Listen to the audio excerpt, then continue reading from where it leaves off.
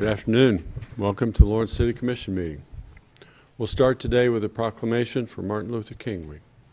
You have people to come forward.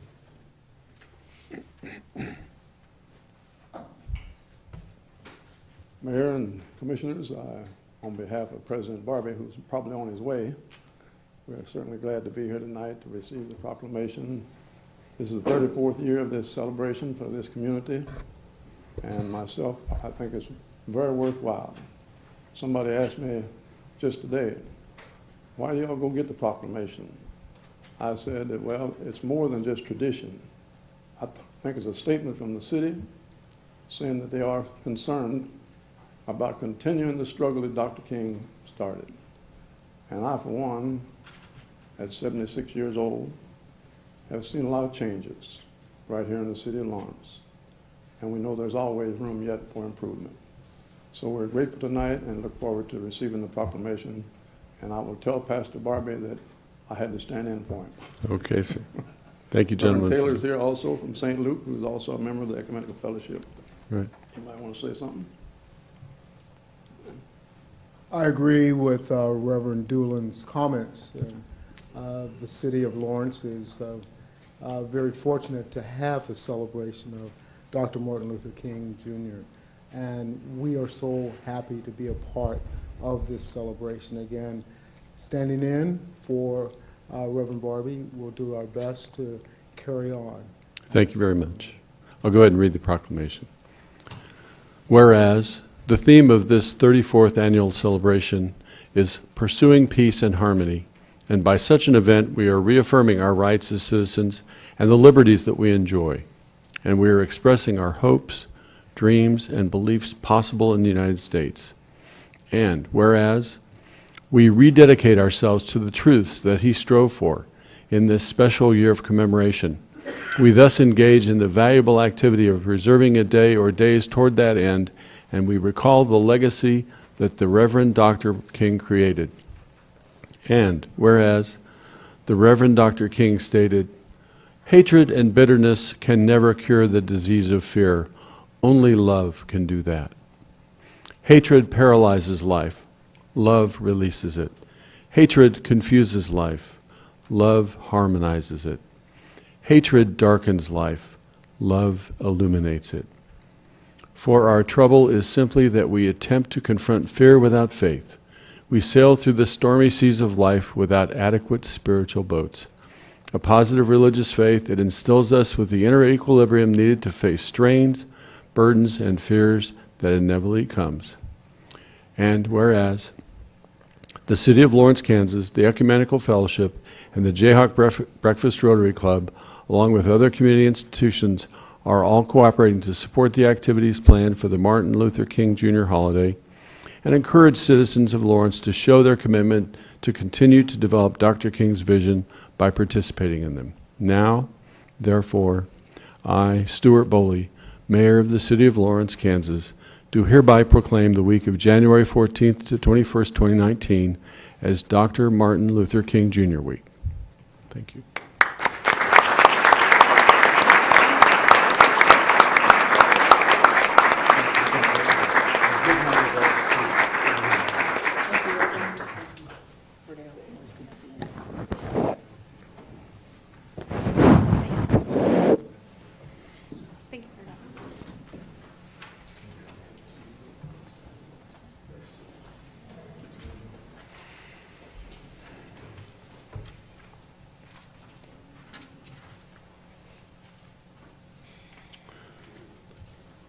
We'll turn now to the consent agenda.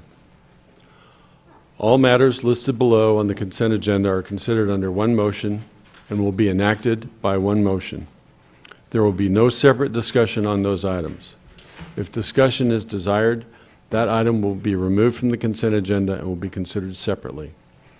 Members of the public wishing to speak to an item that's been pulled off the consent agenda will be limited to 3 minutes for comments. Is there anything that a member of the commission would like to remove from the consent agenda? Is there anything that a member of the public would like to remove from the consent agenda? Hearing none, I'd entertain a motion. I move that we adopt the consent agenda and all claims. Second. We have a motion from Commissioner Herbert, second from Vice Mayor Larson. All in favor? Aye. Aye. That's unanimous. Okay.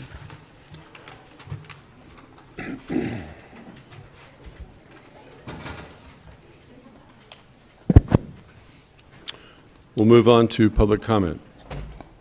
The public is allowed to speak to any items or issues, except those scheduled on the consent agenda or regular agenda portions of the agenda, after first being recognized by the mayor. Each person will be limited to 3 minutes for public comment. As a general practice, the commission will not discuss or debate these items, nor will the commission make decisions on items presented during this time. Rather, they will refer items to staff for follow-up if necessary. Individuals are asked to step to the microphone, sign in, state their name and address. Speakers should address all comments and questions to the commission. General public comment.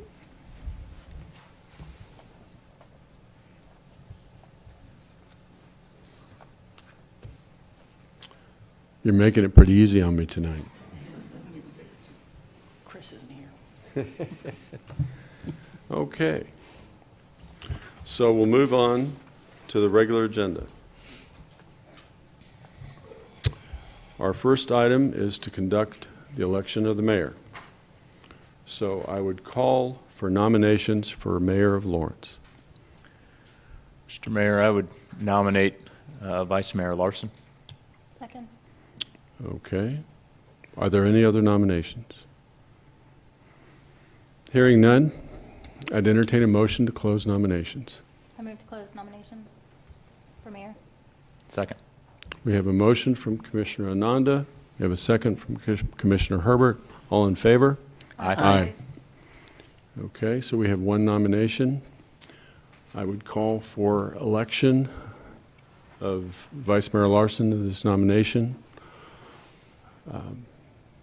Help me out here, Sherry. Do I need a motion in a second? Okay, so the motion would be to elect the nominated individual.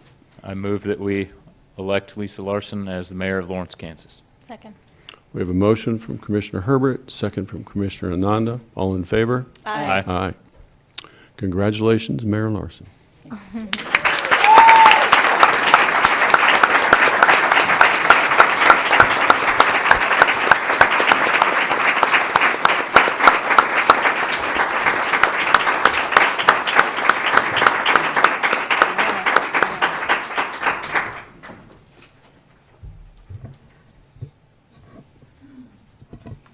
So, You're on. now what do we do? Okay, so our next order of business is to conduct the election of the vice mayor. So I would entertain nominations for the vice mayor. I would nominate Jennifer Ananda. Second. We have a motion to Okay. nominate Jennifer. Second. I don't think there are any other nominations. None? Any others? No. Okay. Then I close There you go. the nomination for the vice mayor. I move we close nominations. Second. It's unanimous? We have a motion and a I second. Motion and second. I would move that we elect Jennifer Ananda as the vice mayor of Lawrence, Kansas. I have a second? Second. Second? Yep. Yes. We have a motion and a second for Jennifer Ananda. Okay. All in favor? Aye. Aye. There we go. Congratulations.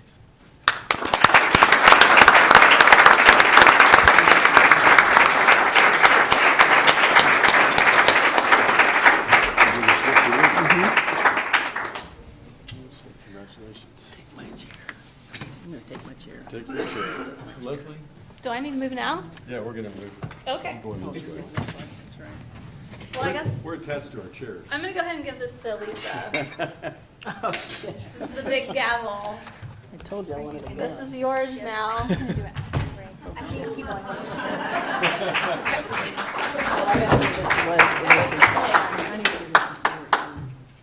I also need to present something here to Stuart Bowley, our outgoing mayor.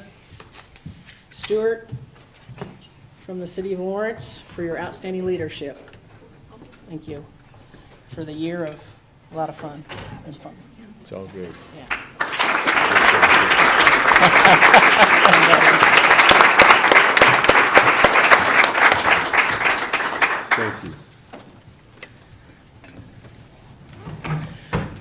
It's like herding cats up here. Jesus.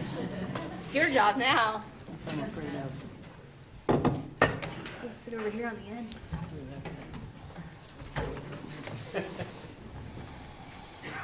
Are you left-handed? So we'll start with the comments from the outgoing mayor. Stuart? Thank you, Mayor.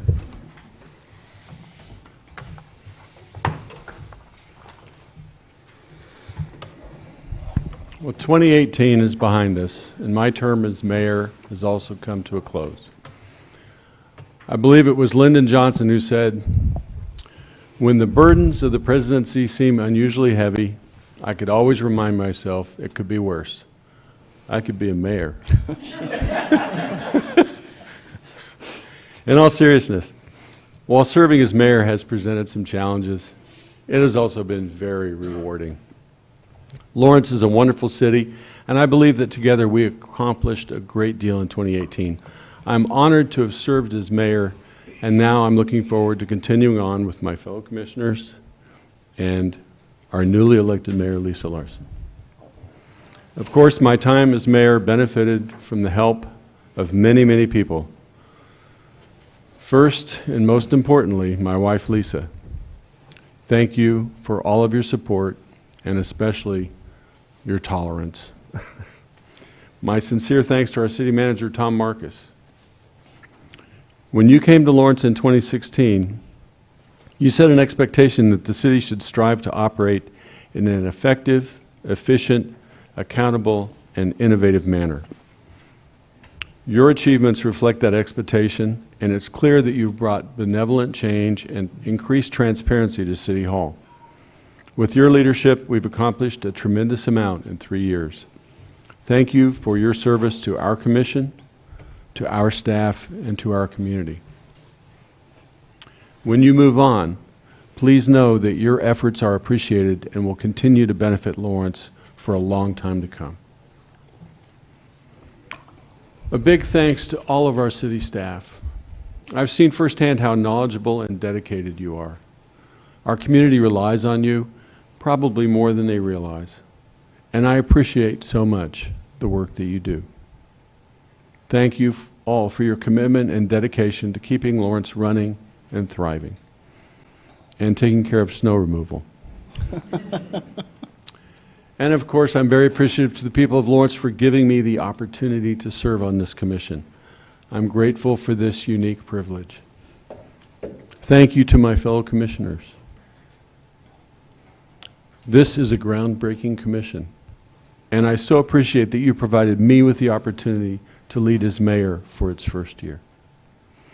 Thank you for the help and encouragement that you provided me and that I needed to get through the meetings that we experienced this past year. I especially appreciate the work and assistance of Lisa Larson, who served as our vice mayor. And last but not least, I'd like to say a big thank you to someone who's watched from outside of Lawrence. My father, Alan Boley, has spent countless hours reading agendas and meeting materials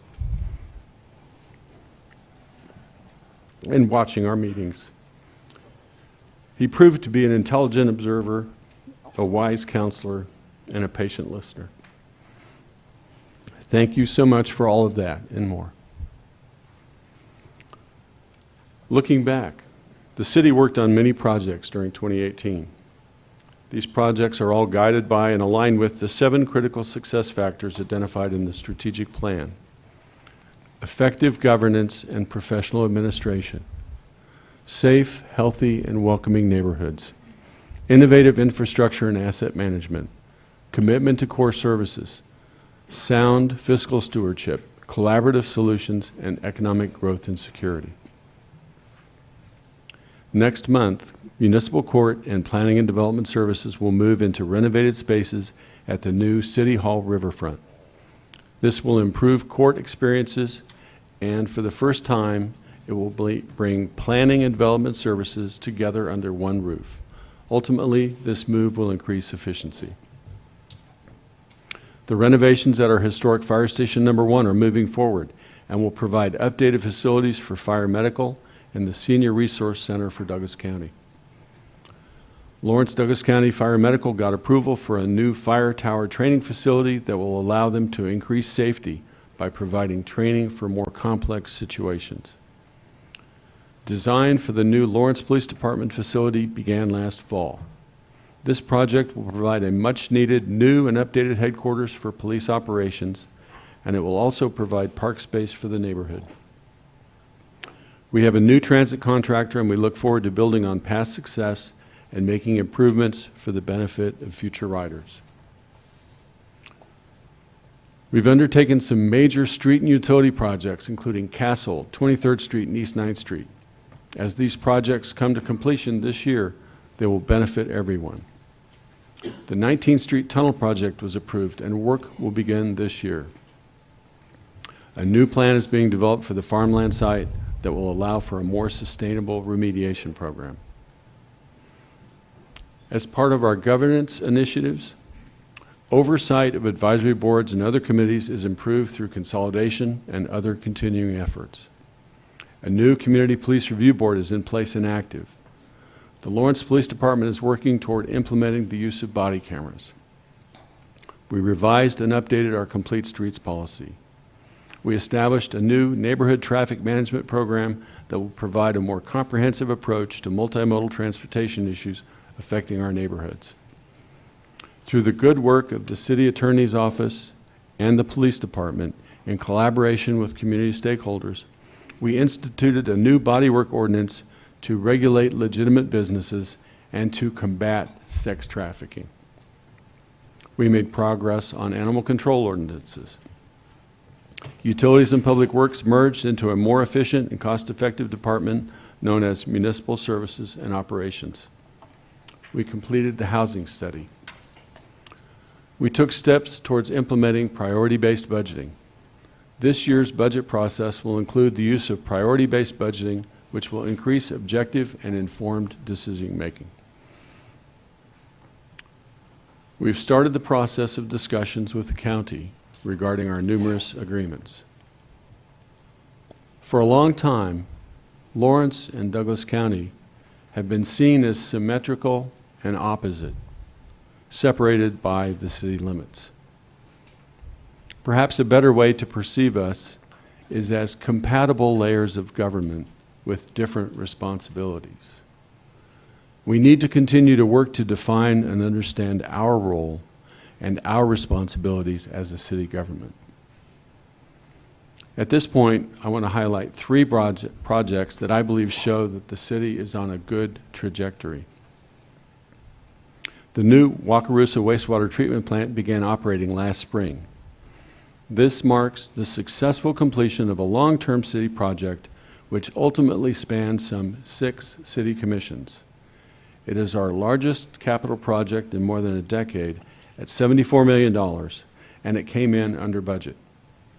It will increase the capacity of the city's sewer system by 2.5 million gallons per day.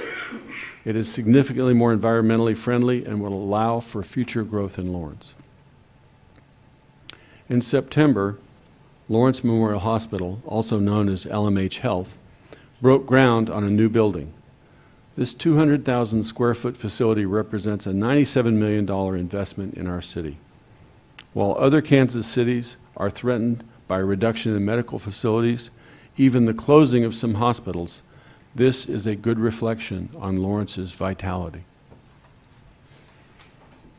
The first phase of the Van Trust project in Venture Park is complete with a new 153,000 square foot building which will open the door to more economic development opportunities and will be coupled with 2 more phases of development in coming years. Although the Catalyst program involves partial property tax abatements, this project will generate new property tax revenues and will also contribute special assessment payments towards infrastructure costs. This is all great work, thanks to everyone involved. And what do these projects tell us about our community? They demonstrate continuity. We're aware of our past as we build upon what's gone before. They show that we're capable. We're embarking upon and completing significant projects. They indicate success and growth. These projects accommodate thoughtful growth that fits with being a successful community. We have much to celebrate. I'm proud of what we accomplished last year.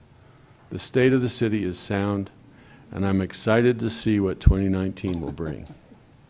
Thank you. Thanks.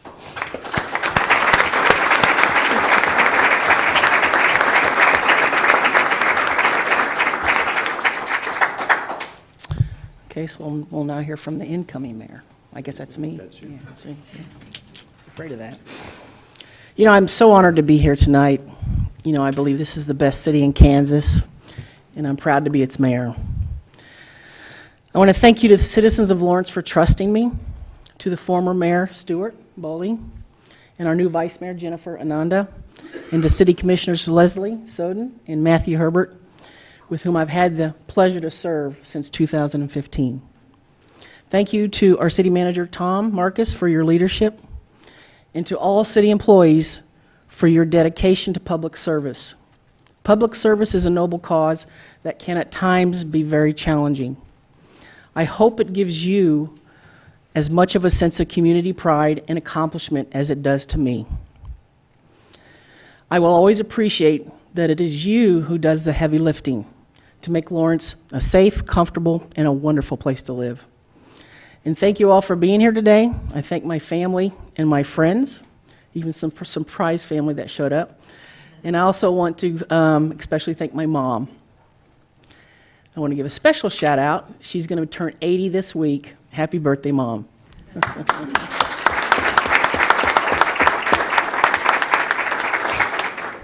So I would now like to just take a few minutes to share with you some of my thoughts about the future that we're going to build together. In January 2018, the population of Lawrence exceeded 100,000 for the first time in its history. Although we have long lost the designation of being a small town, we have never lost our sense of community and the pride we take in being who we are. Each of us is a critical link in the social web that makes up Lawrence, and one cannot exist without the well-being of others. We are proud of our strong and safe neighborhoods, our thriving businesses, our excellent health care facilities and schools, our healthy green spaces, and of course our community recreation facilities. As shown by former Mayor Bowling, we accomplished many things in 2018. Yet, as we begin 2019, we still have much work to do. As commissioners, one of the first things we'll do is hire a new city manager.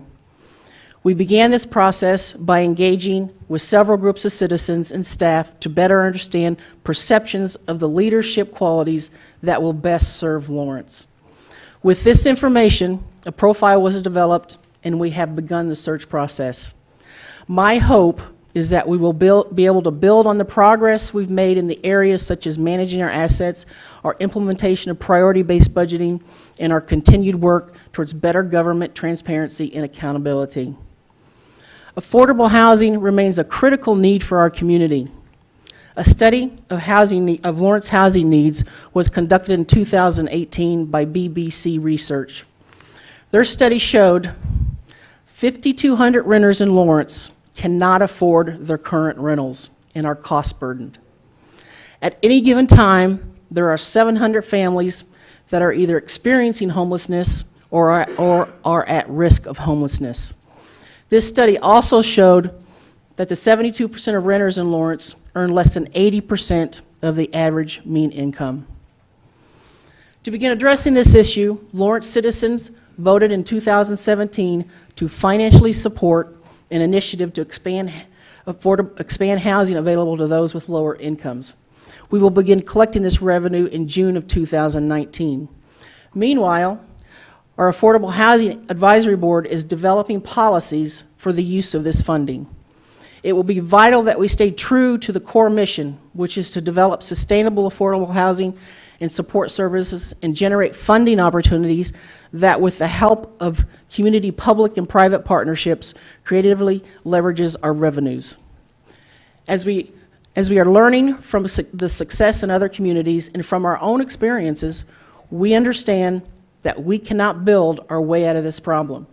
It will require an innovative combination of the use of existing housing stock, new construction, and reviews of our existing code and zoning. In 2019, we will continue to fulfill our strategic plan priority initiatives outlined in 2017. This will be the final year before a new plan is developed in 2020. While we have met many of our goals, we continue to work towards identifying barriers to extending high-speed fiber throughout Lawrence, developing a facilities master plan, and finishing the reorganization of our advisory boards. The review and implementation of Plan 2040 is the major undertaking for this year.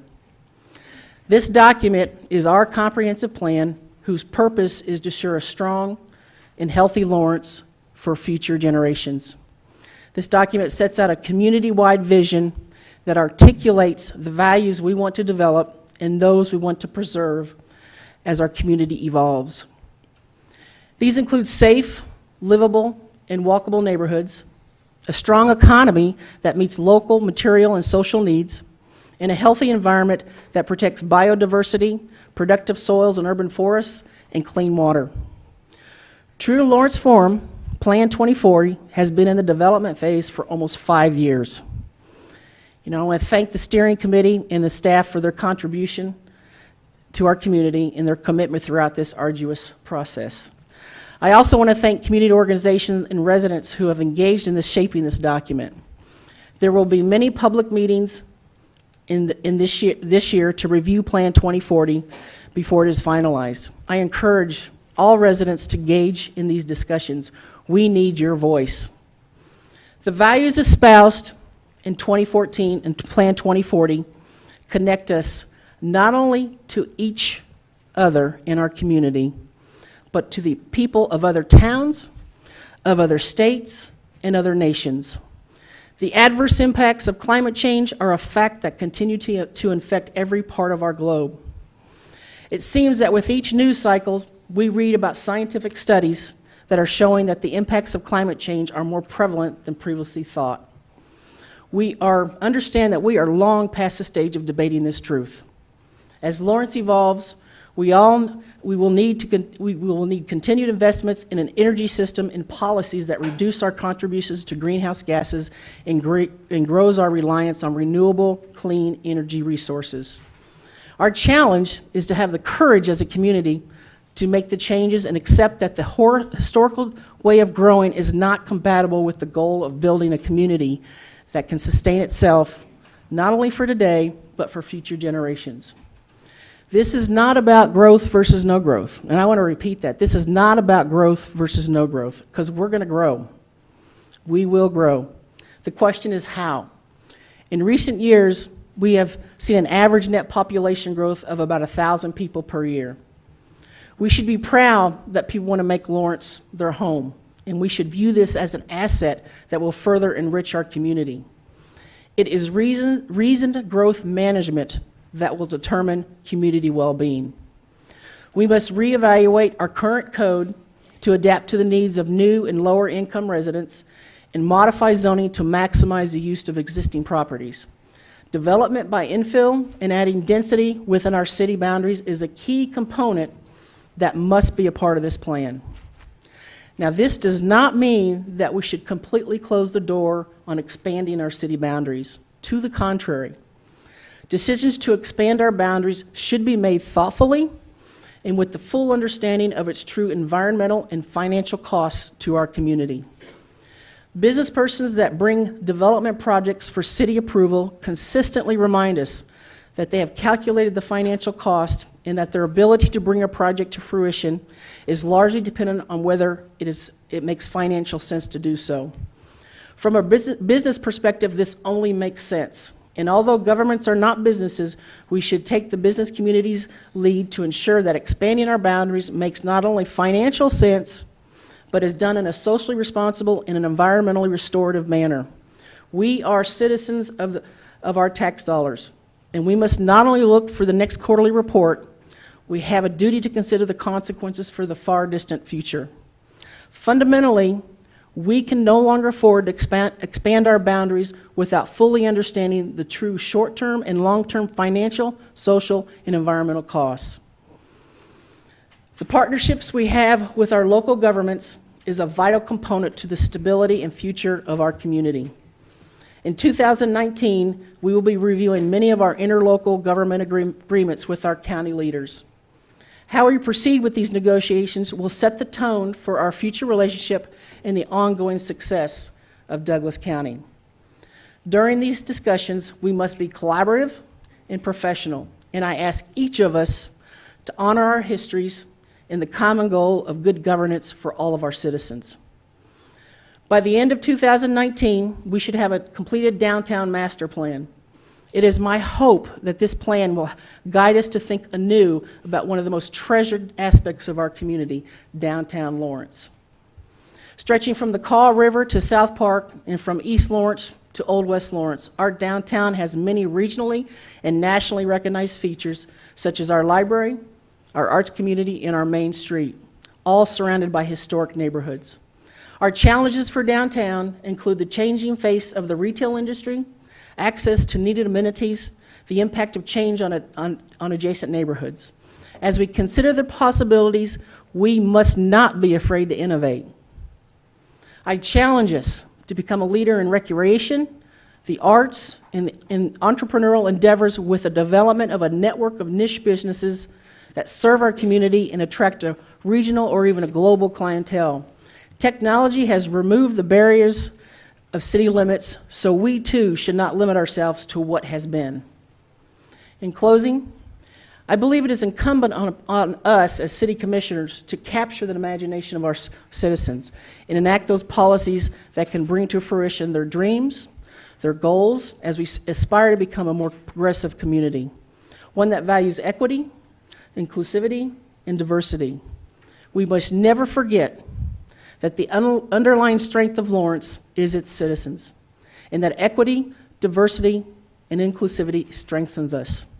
As elected officials, we cannot capitalize on our opportunities or overcome our challenges without the support of the community. Let's engage in healthy debates and discussions about the issues as we work to find the best path forward. I encourage each of us to approach the future with an open mind and to be willing to view our community through the eyes of each other, to accept that changes may be needed and be a part of that change, and be willing to compromise so Lawrence can become its best self today and for future generations. You have my pledge to be this kind of mayor, and my gratitude for the honor of leading this city commission in this community. Thank you, and let's get to work.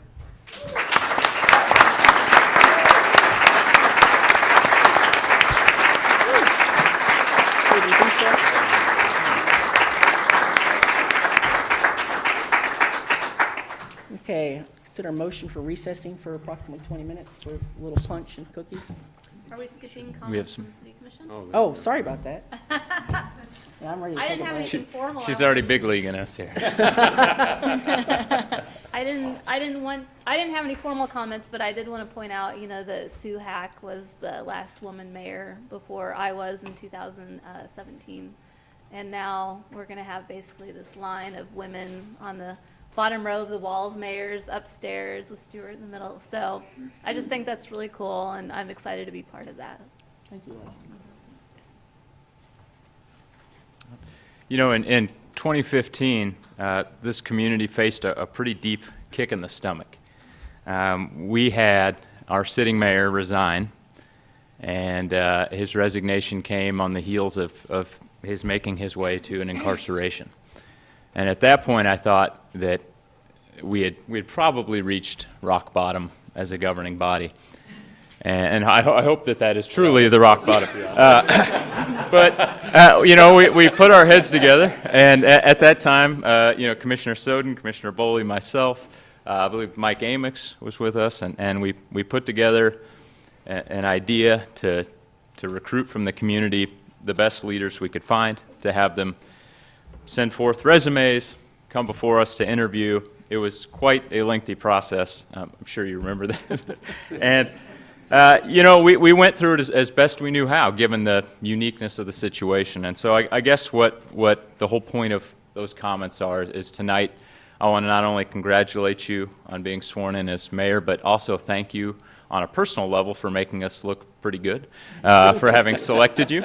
If you look back on that evening, it was a unanimous vote to bring you to our commission, which for those of you who watch city commission meetings, you know that's pretty unique in itself. And so as we reflect on the successes we've had over the last couple of years, I think we'd be remiss without pointing out the fact that you being here and taking on a relatively unique situation and handling it so gracefully has been a big part of our success. And so I want to thank you for that. But that was where my comments were going to end. But then in your State of the City, you ended it by talking about how our role is to look at other perspectives. And I thought about the fact that, you know, tonight in the crowd, I have my 6-year-old, soon-to-be 7-year-old, I believe, attending her first City Commission meeting.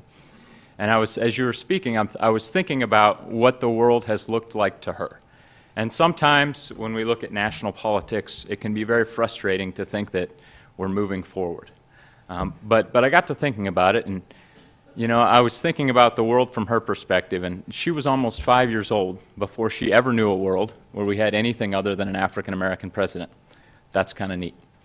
And tonight, in her very first City Commission meeting, all she has ever known is a world in which we have a female mayor and a female vice mayor, and that's pretty neat. And I hope as she grows up in this community, that becomes something that's not even unique, that no longer has to be pointed out, that it's so normalized that it's just another day at the City Commission where we've elected a new vice mayor and a new mayor. And so I thank you both for taking on the leadership roles and enabling that to be her perspective. So. Thank you. Thank you, Megan. I came here thinking, yeah, this was kind of a big deal, but then I got here and now I'm kind of overwhelmed. Has that ever happened to anybody? So then I saw that we were going to give comments, and I thought maybe I should write some stuff down because otherwise I would just blubber. So here they are.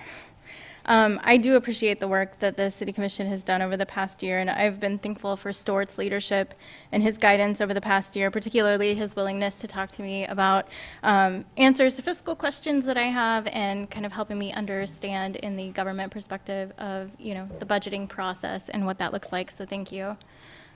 Lisa has been a mentor to me during my first year on the commission, and she's shown me that she is someone who is dedicated to ensuring that our city is sustainable, that it is committed to success, that we are working toward being progressive and equitable. She's shown me what commitment to community means in my first 12 months, and I dare any of you to find a week in which she has not attended a meeting that is not a City Commission meeting. She has shown that commitment. I look forward to continuing to develop my leadership through her example. My first year on the commission has been fortunate because I get to be part of the first female majority City Commission, and I'm one of those people. I am a first-generation college student. I am a single parent who works full-time. I am a queer woman, and I get to sit in front of you all as a representative of the city. Because I am Lawrence. And I come from a place where the privilege of doing this wasn't even on my radar. And serving my community in such an impactful way didn't seem possible. So I'm committed to continuing this work toward having an equitable community for our residents, and I'm truly confident that we will continue to move forward with Lisa as our mayor and with our commissioners who are committed, seriously committed, to the social, economic, and sustainable success of our community.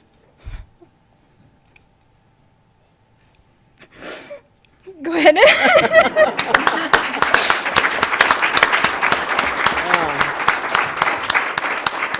Anything else before we break? Okay, how about a motion to recess? I would this move that we recess for approximately 20 minutes. Second. time? All in favor? Aye. It's a unanimous vote. 20 minutes. Sherry.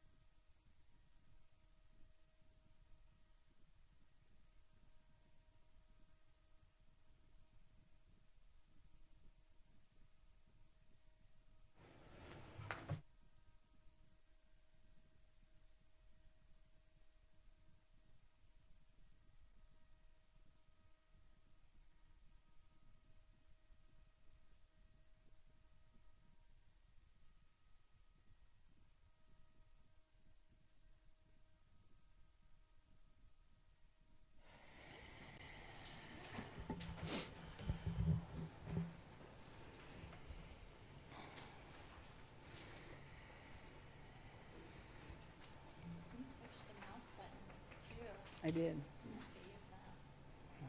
I gotta switch these now, because this isn't right. There's some profound. That's right.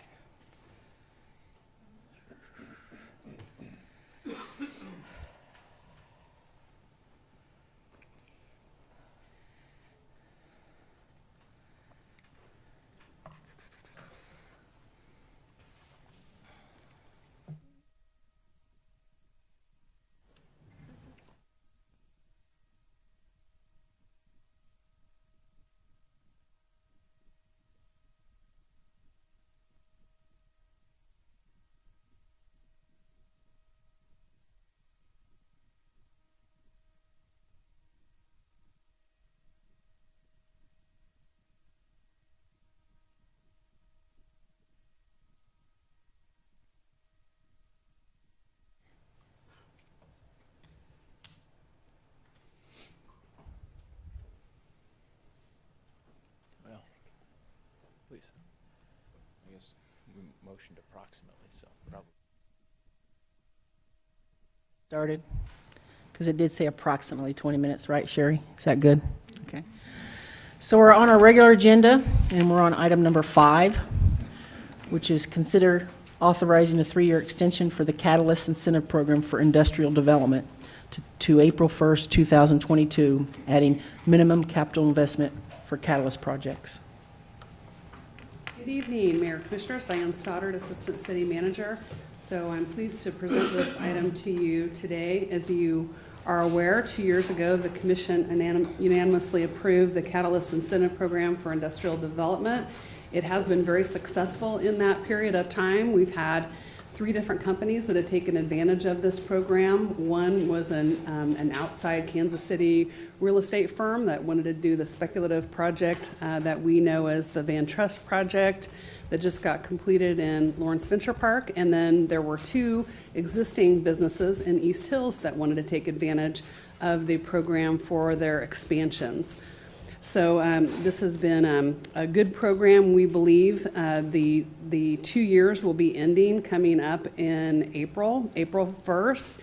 And so we thought it would be a good idea to bring this back before the commission to see if you were willing to consider an extension to this program. And what the staff is recommending is a 3-year extension, given the success of the program. And just a little bit of summary for you, Britt prepared an attachment in your packet that shows the projected capital investment there with all 3 phases of the Van Trust project and the other projects that I mentioned, Plasticon and Grandstand, would total a $38 million capital investment with approximately 717,000 square feet added and 63 jobs in the community. The special assessment column just shows you of the land that is owned by the city in Lawrence Venture Park that would be transferred, that's already transferred with phase 1 of the Van Trust project. These would be special assessments that otherwise the city would be responsible to cover, has been taken over by Van Trust or by private investors. Again, we're suggesting a 3-year extension to the program that would extend it to April 1st of 2022. And we do suggest adding, though, to the program a minimum threshold for capital investment. And we think that that's a good idea just to ensure that there would be a minimum amount of investment that would likely then translate into to the tax base that the community is looking for. And in order to calculate the minimum thresholds that we have before you, we looked at the rough warm shell construction costs of the Van Trust project. So as you recall, looking at spec development was one that we wanted to enable with this program. So we thought that that would be a good, at least minimum threshold. So you see those before you. The 75,000 square foot new build, minimum investment would be $5 million. The 25,000 square foot new build would be 1.6. And the 15,000 square foot expansion of an existing building would be $1 million. So that would be our recommendation before you this evening. Again, we think it would be good to take action well in advance of the expiration of the April 1st date, just to give the market and those who still may be interested in pursuing it the knowledge that it will in fact continue. With that, I'd be happy to answer any questions. Any questions for staff? I was curious, sorry, why staff thought we needed to have a threshold investment. Well, I think that it's a good idea. That just creates the kind of a good basis that you have an appropriate amount of tax base that's being added. With this program, we have some very valuable large lots, and I think without putting a minimum around the 75,000, I think we all had in our mind what 75,000 square foot building might be, but if the building were I guess extremely simple, I guess it could be a lot less than what we had in our mind. And creating this minimum threshold just ensures that we'll get some kind of good tax-based return, and in addition to hopefully jobs that are created as a result. I know that we expanded it to other industrial areas around the city, so I'm kind of concerned that, we get a lot of, I think, valid complaints that the incentives that we have are really targeted at large businesses. So I'm concerned that this might have an inadvertent effect on smaller businesses that may be located in an industrial zoned area that might before this change was made, be approved for the Catalyst program that now would not be. Adding the investment, you mean? As in, they would have to have a minimum threshold to reach. Well, to me, just having any kind of growth in an industrial area in terms of adding jobs was part of the progress that we were looking for. So I'm really concerned, I guess, with putting minimum parameters on it that might shut out small businesses that might not qualify for it now, that do now. Yeah, I see that as an issue. That's certainly a policy discussion that the commission can have. Again, we tried to set these relatively low for what we know construction costs to be, but that's certainly a debate that you might have. We just thought it might help provide an applicant a little bit more guidance as to what the community was looking for. Yeah, I'm not sure, frankly, you could really do a project under $67 a square foot. I mean, that minimum threshold's pretty minimum. And as a reminder, we already have you have to have a 25,000 square foot in other areas other than the parks. You have to have that minimum to qualify for a new build. The 25,000, the square footage minimum is already there, if I didn't clarify that before. It's just adding a dollar figure associated with it. Go ahead. The thresholds are new builds for 75 and 25, and their expansion is 15. How would Grandstand have fit this threshold with their investment? Yes, they would have been under the expansion category, and I think they had a $5 million expansion, but it was 100,000 square feet or so, 112. Okay. Anything? I'm looking at the total capital investments, 38 million for all these projects so far, is that correct? So the 717,000 square feet of new build, I think that comes out to about $53 a square foot. Is that, anybody else got that number? If you just divide those two. These, one thing to realize about these numbers is they have plugged in, we've plugged in the value of these future phases of Van Trust that's included in both the square footage total and the projected capital investment total. So those might be a little bit low. In fact, You can see the Van Trust Phase 1 turned out to be just a little bit more than what we are showing the Phase 2 to be, Okay. actual.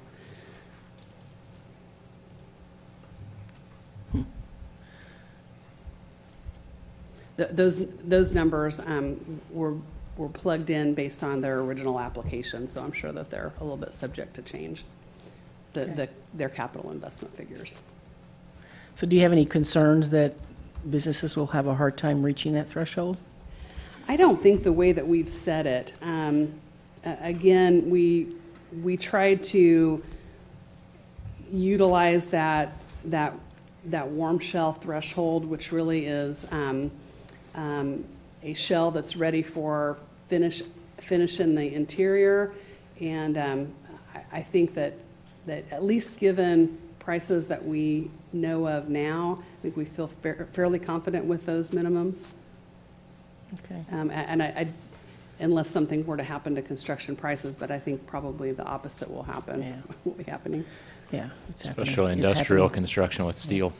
It's happening, yeah. Okay. Any other questions for staff? I guess I'm still trying to kind of wrap my mind around these limitations or thresholds. If you have a larger project than the square feet, I mean, but say you had 25,000 square feet expansion with, $1 million investment, would that qualify? Yes, so you would have at least the 15,000, which is Okay, required. so you have to have at least 15,000 and you have to have at least $1 million. Right. If you can get a bigger building for the $1 million, then you've still met that threshold. Yes. Okay, the dollar amount doesn't ratchet up as you add square feet. That's my point. Correct. Okay. I think I understand it. Got it. Good? Yeah. We're good? Okay, thanks, Diane. Thank you. Okay, we'll open it for public comment at this time. Anybody want to speak to this?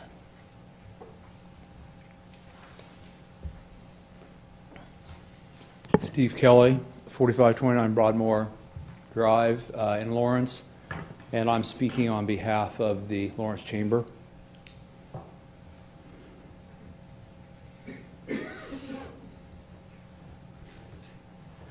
And I will have to use these. Mayor Larson, members of the commission. In April of 2017, the Lawrence Catalyst Incentive Program was instituted by the Lawrence City Commission after considerable study and discussion.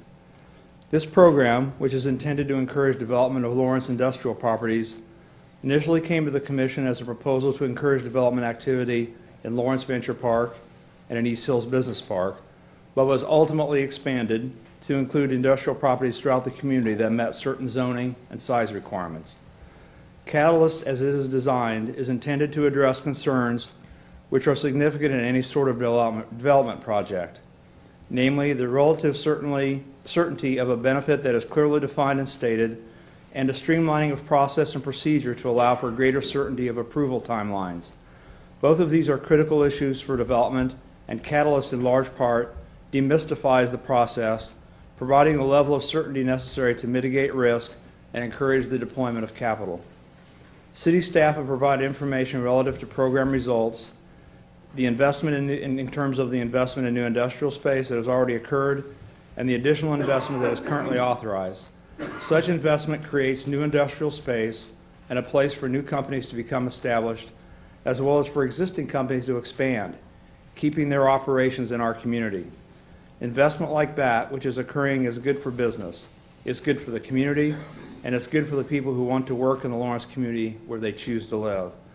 The Lawrence Chamber and EDC strongly supports the extension and renewal of the Catalyst program as proposed, and would appreciate the Commission's consideration and approval of program extension.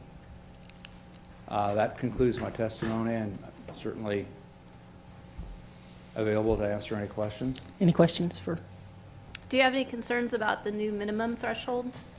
I think as Diana alliterated, they are minimums, and it's, if you exceed that for that size, I think you're probably all right. And viewing construction costs, and again, I don't look at construction costs on a daily basis, but I think it would be pretty difficult to build much of a building at a per square footage cost less than what they're talking about. In the past few years, do you think that you've seen any small businesses that might be able to take advantage of this kind of program that now would not be able to? I don't think that the square footage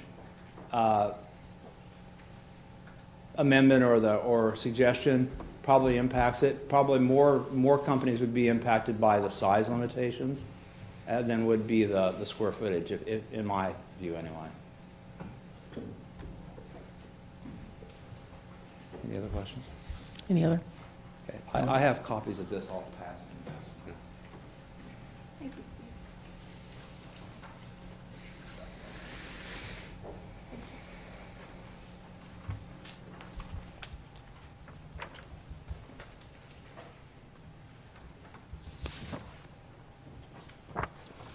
Any other public comment on this item?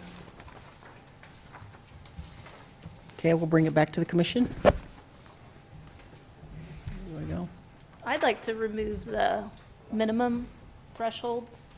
You know, it's been really successful in the past few years, so I kind of have the idea if it's not broke, don't fix it kind of deal. So I just feel like there might be unintended consequences somehow, even though there may not be. I don't know, I just have a little concerns about it. Okay. Anybody else?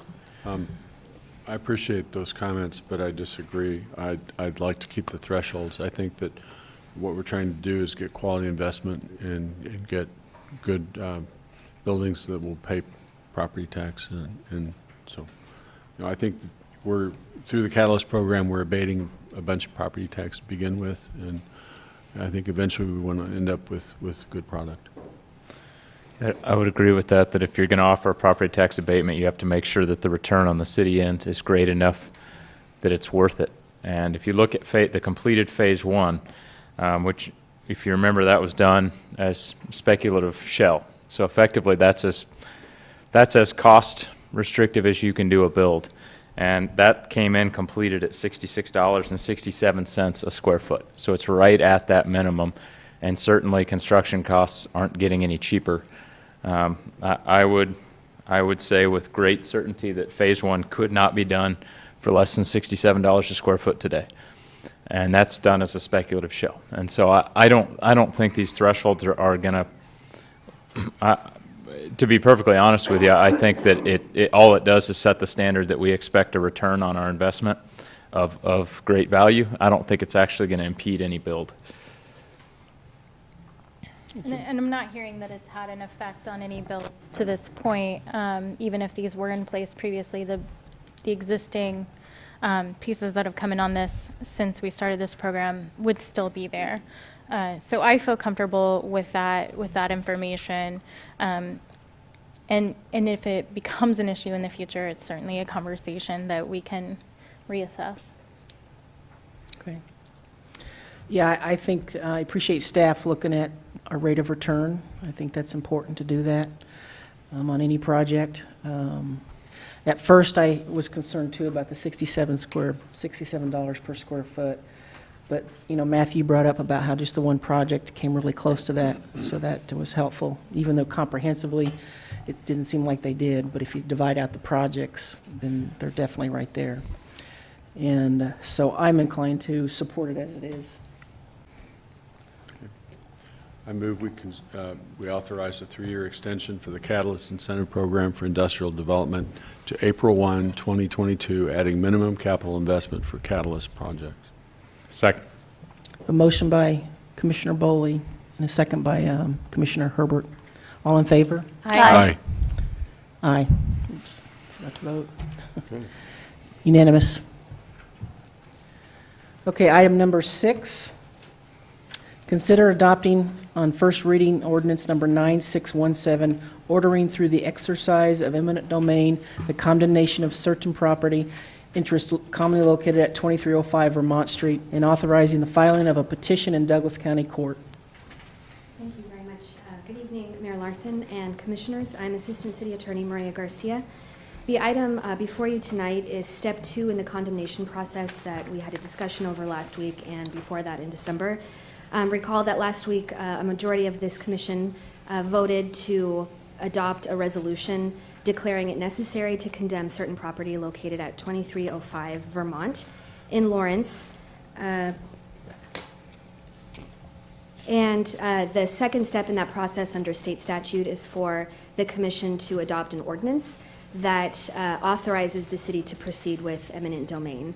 If the commission adopts that ordinance tonight authorizing the procedure to start, then attorneys in our office at the city attorney's office will file a petition in Douglas County District Court to continue those proceedings. At that point, the condemnation questions will leave the city commission and it will be an issue for the district court to resolve.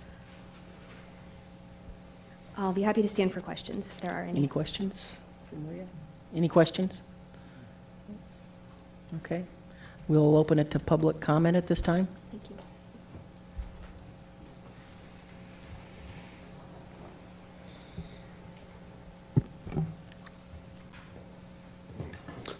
Good evening, Commissioners. My name is Brian Barn. I'm representing my mother's property at 2305 Vermont. First off, I'd like to congratulate, the new commissioners. You guys do a lot of work and you spend a lot of hours, and when you step up to the mayor and vice mayor, you take on additional responsibility and commitment to provide services to the city. So I appreciate Thank that. you. I know you guys all work hard on a lot of different issues that come at you from all sides. So first thing I would like to say is a little clarification on the resolution last week, which was you guys focusing on the fact that you think you need to proceed with eminent domain and approve the acquisition of a survey that is related to that. Now, tonight is your 9617, I think, is the resolution, is the next step of that, which you're authorizing to go to eminent domain. You have not done that at this point. I would reflect to past where had some indication that the commissioners thought that the city staff should proceed with a little bit more negotiation. Evidently, that message was missed and was not followed up on. I would suggest that you guys have the ability to direct the city staff at this point to investigate that further, especially with the additional information and a little confusion as to exactly what's going on with the removing the sidewalk from the project. I haven't seen anything that indicates when that would be reinserted or constructed or who's to pay for that in the future. The second thing would be that there's still a 3-foot confusion or argumentation about who owns the right-of-way from 30 foot from section line and 33 foot from section line. Our argument is that 30 foot is only 30 foot. It's a road easement that was given clear back in 1869 when the county was organized, and nothing has transpired since then based off all the county records. And the city has not shown that there's any records, haven't presented any evidence to the county to make the county modify their stance. So there hasn't been any discussion as to how that 3 foot is to be resolved. I don't know if that's what the title insurance covers or whether it just covers the... Mayor. Just go ahead, yeah, go ahead and finish up just. Okay, whether that covers the easement that you guys approved, or whether it includes that 3 foot, which is not included in that easement document, and so on. So there's some clarification that we would like on a couple of those points. The other is some of the issue that came up with the driveway. They're removing driveway, but they're also removing driveway with aprons that is existing, has been replaced before, was put back in with aprons, and now it's indicated that it will not be put back in an as-like condition. Okay, So Thank- thank you. and I'll Yeah, discuss anything else with you that you wish. So, thank you. Thanks, Brian. Thanks. Any other public comment?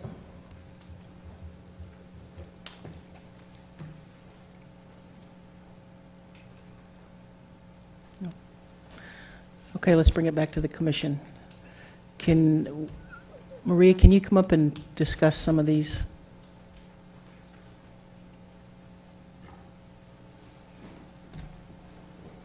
Thank you. If you can address some of the issues that he brought up, So it seems there is still a factual disagreement. Okay. Those matters could certainly be handled in district court. The state statute for this falls under KSA 26-201, and really the role of the city commission is to determine whether the property is necessary for a public purpose, and if you find that it is necessary for a public purpose, then you would do that through a resolution, which you've already done, and then authorize the city to proceed with that. So the questions about the facts can be addressed by the court. It's the city's position that, the right-of-way numbers have changed since we began this discussion several months ago. I'm not sure if that addresses your question. okay, yeah, thank you. Sure. Thanks.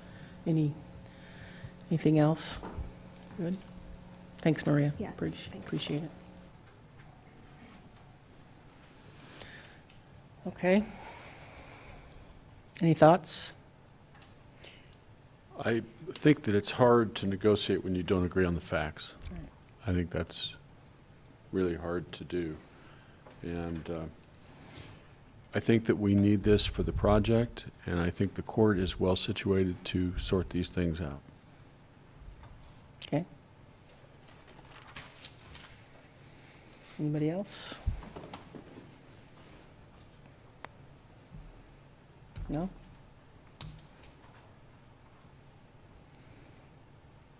Okay, do we have a motion? I move that we adopt on first reading ordinance number 9617, ordering through the exercise of eminent domain, the condemnation of certain property interests commonly located at 2305 Vermont Street, and authorizing the filing of a petition in Douglas County District Court. Second. We have a motion by Commissioner Boley and a second by Commissioner Ananda. All in favor? Aye. Opposed? Nay.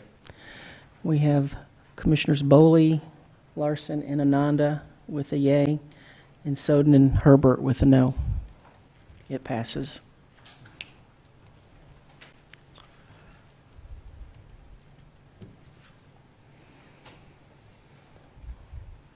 Okay, item number 7, receive presentation on review of the Westar Energy wind energy agreement.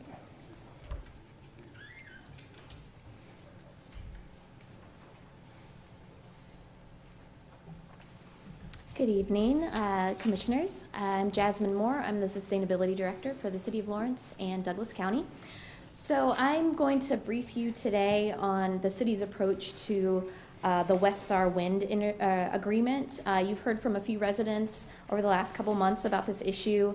I'm going to walk through the city's approach, and MSO staff will follow me with some information about how this dovetails with some other utility data monitoring initiative of the city. So I'm going to walk through the information that was provided in the packet, and then I'm also available for questions. So in late summer, in July, Westar Energy informed the city of this opportunity to participate in an agreement to purchase wind power from the utility. They had about 200 megawatts of wind energy available that was offered to their large-scale customers. That was available on a first-come, first-served basis. And one of the unique aspects of that agreement was that there was a 20-year fixed rate for that, opting into that agreement. So there would be a fixed fuel cost for the period of the contract, which would be 20 years. And after receiving this information from Westar, the city staff began the review of the opportunity and determined that it aligned with several foundational city documents, including the Climate Protection Plan, the STAR Community Rating System, greenhouse gas reduction goals, and our current comprehensive plan, Horizon 2020, and some initiatives through that the Sustainability Advisory Board are currently examining. So this was brought forward to the staff executive team in mid-September, to explore what the potential impacts could be to the city and if this was a good fit right now. In that discussion, there was additional stakeholders that are a little closer to the utility information. The city has a really large, complex portfolio of energy, and it's really important to fully understand what those implications could be, especially with a fixed contract where there's not a whole lot of wiggle room to get out of that contract. So from that point, the city manager instructed staff to investigate further, do some more research, do a legal review of the agreement, and so staff began that process. On September 18th, so shortly after that meeting, Westar informed us that there was a large amount of initial interest in this offering that exceeded their capacity of 200 megawatts, and that those that had expressed that initial interest had until October 12th to sign an agreement with Westar. And anything that was left beyond that October 20th date would be available again on a first-come, first-served basis. So up until that point, they just had some initial verbal commitments, and they had until October 20th to actually sign the contract.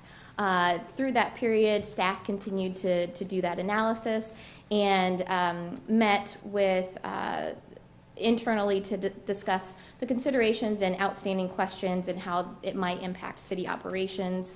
And through that discussion later in October, it was determined that it would be helpful to have an outside review of our utility rates and what the impact of an agreement like this would be, especially in the long term on the city. So at that point, the city entered into discussions with Black & Veatch, an engineering firm that was already working on some projects with the city, to initiate that process of that review of what the impact could be. And on November 2nd, we were informed by Westar that there was still a little bit of energy left. They hadn't completely allocated that, and so we continued our review at that point. And so entered into that contract with Black & Veatch, and we are still in that analysis period right now. We were informed on January 11th, just last week, that all the energy has now officially been allocated for this opportunity. So Westar has now fully allocated the full 200 megawatts that was available to their large customers. So right now we are continuing to work with Black & Veatch. We actually have a progress meeting scheduled for tomorrow to get an update on what their initial look has been. And we feel like this is an opportunity to evaluate what opting into something like this might look like in the future. Unfortunately, the short time frame was too short for us to complete our analysis given our complex portfolio.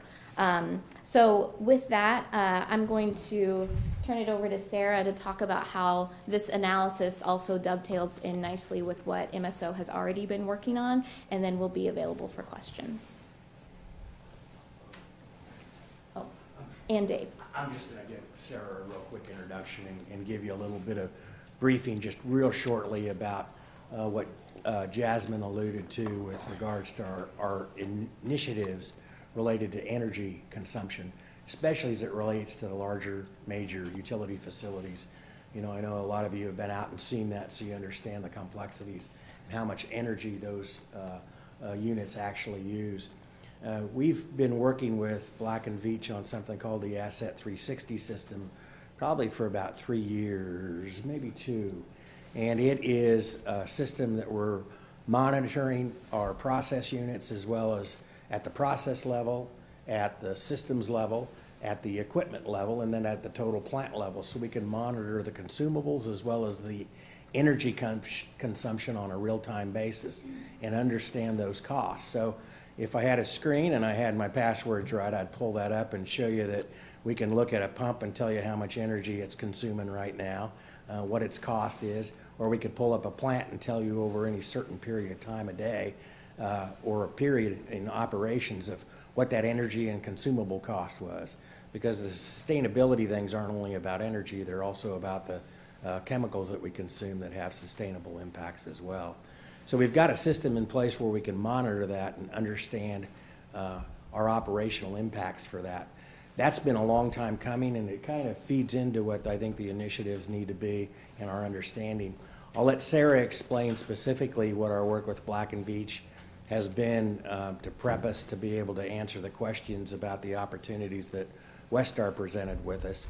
Even though that has passed, I will tell you that moving forward, it's been a good exercise. We will have a good understanding. So as those opportunities come up in the future, we'll be more able to respond in a fashion with those windows that were relatively short to say yay or nay to a long-term 20-year commitment. We just didn't have the understanding, at least in my mindset, to pull that trigger at that point in time to understand really what we were doing, what the impacts would be long-term, short-term, whether it was a benefit or whether there could be some negatives to that long-term commitment. So I think we're learning from that. We've got some new systems that are very unique in place. There aren't too many operations in the country that can do that and say that they can monitor their energy real-time on major processes and systems. That information, that analysis of that has already yielded an idea that we need to do some infrastructure improvements that might actually reduce our energy consumptions at the major wastewater treatment plant and save us significant amount of money every year, plus also obviously reduce the energy consumption. So while obviously using green energy, I think, is part of a sustainable effort for the community, I think a lot of our focus and our hopes are that we can do better than that and even reduce that consumption as well. With that, I'll turn it over to Sarah real quick, and then I'm sure if you have questions, we can answer that. But Sarah will give you a briefing on what we've been doing with Black & Veatch on that. Hi. I'll be brief because Jasmine did a great job covering the timeline, but specifically the Black & Veatch portion of this, we entered into that supplemental agreement in November, early November last year. That's when the scope was finalized and we started to really hit the ground on that. There's pieces of the scope of that work that I think are really important, as Dave pointed out, to kind of get a full understanding of what this kind of agreement would look like for the city. Right now, where we're at with our status update tomorrow, we're receiving a preliminary report with all of the energy usage citywide. I think the reason, I know the reason that MSO was pulled into this and I kind of helped to take over the project management side of this is because it's not unexpected that the 4 largest accounts in the city are the 4 water plants, and one of them is brand new and we only have 9 months of data on it. So that's one of the big tasks that we still have to discuss during our meeting tomorrow and moving forward, is what energy changes are going to look like with the new plant coming on, how much that's going to change the older Kansas River plant. And so that's a task that is in this scope that hasn't been necessarily addressed with the preliminary report. We just received that report this morning as well. So we'll discuss it tomorrow and kind of move forward with the little bit of data that we have with the Wakarusa plant. Then the other tasks that have, or I guess the other main task that hasn't necessarily been addressed yet with this work, but will be moving forward with Black & Veatch, is that at the end of it, they'll make a recommendation on the appropriate amount of energy to contract for. With the initial offer that was made to the city, there was a lot of different levels of energy that we could have decided to sign on for with the city of Lawrence. And so part of this, the biggest part of this, is to say, like Dave said, in the future, be prepared for how much, any kind of offer like this in the future and have a much better understanding of our energy use citywide. So that's really kind of a really large-scale scope of what we're doing with Black and Beach right now. Hopefully, I'll have more after the meeting tomorrow, and we can continue to have these discussions about it. With that, does anybody have questions? Any questions? I actually have a question for Dave regarding a comment that you had made in your introduction. You'd commented that even though the opportunity window has passed, that we're in a better position going forward should that opportunity represent itself. So I guess what I'm curious is, knowing what you know right now, had that Westar window not closed, would you be supportive of the city entering the agreement? I don't think I can answer that yet. We really need to see, and we just got some preliminary numbers from Black and Veatch this afternoon on what the cost savings might be or what the cost increases might be, depending on circumstances for those major facilities. I think we need to understand the nature of the agreement and what our situation is with consumption in order to be even to answer that. I can't answer that right now. So we will be able to answer that, though. Okay. Any other? Dave, Sure. have you had any conversations with Westar now that they've filled out that first one? Are they having ideas about doing more? I have not. I don't know if Jasmine, if you know anything on that or not. I've not. I can just speak a little bit about that. If they were interested in acquiring more renewable portfolio, they would need to go back to the KCC to get approval. And so this first initial offering they've communicated was in response to their large customers requesting options like this, and so they have made statements that if there are additional requests, that may be a possibility to go back and ask for more. Okay, thank you. Thank you. Do they sell? Yes. They sold the whole 200 megawatts. But I thought they reserved some for themselves. too. They had, their whole capacity is 300 megawatts, and they reserved 100 of those megawatts for themselves. 200 they made available to their large customers. Thank you. Is this kind of an assessment, something that perhaps, I mean, I hear that other communities entered into this agreement. So have other communities been auditing their energy usage longer, or are we just more complex than other communities who are able to do that within that timeline? I don't know that I have an answer, Commissioner, for that specifically about what the other communities are doing with their load controls on their major facilities and how they monitor that. I'm not probably going to be able to give you an insight to that. I do, we've starting out at the wastewater plant I wish it was only 20 years ago. It's closer to 40 years ago. Power consumption at those major facilities is very, very complex, both the way it's built and the way it's used. And way back when, we had some problems with our contracts that cost us some money because we weren't managing those correctly. And anyway, it's just it's really, really complex, and that's why I think we engage Black and Veatch, both because they're already working on our power load and our understanding of how those work and going forward. How another community can make a snap decision like that, they're either very well prepared or they took some risk in saying yes, and I don't know which. And so the risks that I'm hearing of saying yes are that ultimately we would end up paying more for energy usage. I think you could. It would also prevent you from the future. If a better solution came out in the future, you're tied to that for 20 years. The other opportunity that we have is we have biogas generation at the wastewater plant. Which we have already built some facilities that we could use for cogeneration and utilization of that biogas.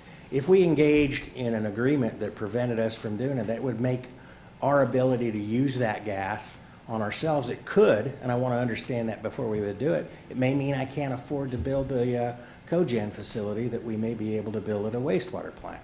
Or, with the Wakarusa facility, we considered installing a solar field. If that opportunity came up and solar went to to the point that it's really economical and really green to do in both avenues, if we're already committed to this, it may not be as opportunistic to do that. So I hate shutting those doors without having that good knowledge about what our situation is. And I think that's really important for us when we're looking at our overall sustainability impact. I think the other thing is, I kind of mentioned conservation. We've got a lot of initiatives on the board to try to do a better job in conservation. I think one of those that'll have paybacks as well that might be counter to this is the AMI system and the increasing inclining block rate. If we've committed to a purchase of a certain amount of energy and then we can't go back, you get a lot less benefit of conservation and reduction. So as we push the consumers to use less water, we're going to use less consumables, we're going to use less energy. I would hope we would make a good decision knowing that we wouldn't be inverted to the point that we're committed to buy energy when we don't need it. I would rather not need it. So it's complex, it's not simple. We've got a lot to learn, we have some work to do. I wish we would have done it sooner, but I think it's a good effort. Will put us on good footing to understand our energy portfolio, as Jasmine said. So it's not lost work, and I think we'll be prepared in the future, a lot better in the future to do it, and give you good answers and good recommendations. Thank you. Sure. Thanks, Dave. Mayor, if I may, just interject a couple comments to tag on to Dave's response. About the communities who have purchased or who have signed on to this agreement, we are aware that Douglas County entered an agreement for a portion of their energy to be charged at this tariff. And then the only other local government that we're aware of is the city of Manhattan. And I think they've chosen to purchase a portion, maybe 50% of their energy through this agreement. The rest are sort of community anchor institutions, maybe hospitals, universities, zoos, and some private industry as well. And I just want to point that out because I think that it shows, the lack of the number of municipal governments, city governments in particular, just kind of points to the complexity. Manhattan is a neighbor to this plant. The plant is being constructed just right up the road from Manhattan, so they may have had a different motivation to get involved, or a little more motivation to get involved maybe. But, as Dave and I were discussing this, we run our own utility. Westar is a utility, we run our own utility, and, as the governing board of that utility, certainly you understand the importance of keeping our own ratepayers in mind when we make these long-term commitments and these long-term decisions, and make sure we do good analysis to support those recommendations. Thanks, Brandon. Any other questions for staff? Okay. We'll open it for public comment.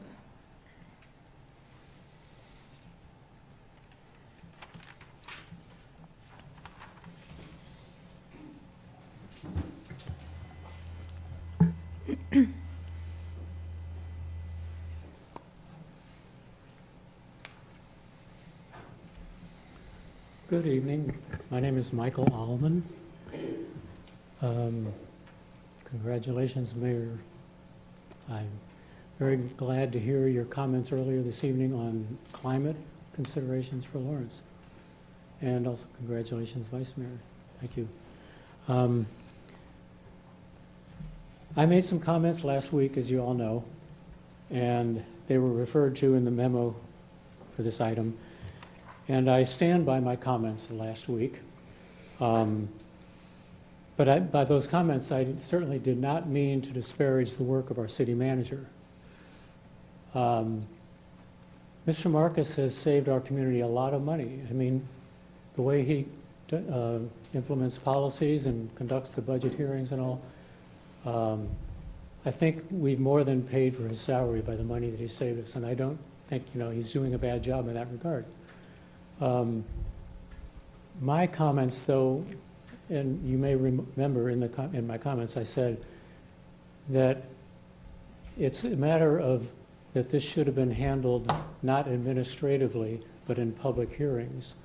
That the issue is not necessarily how much money we might save in any given issue, although Mr. Marcus does very well in that regard, and I thank him.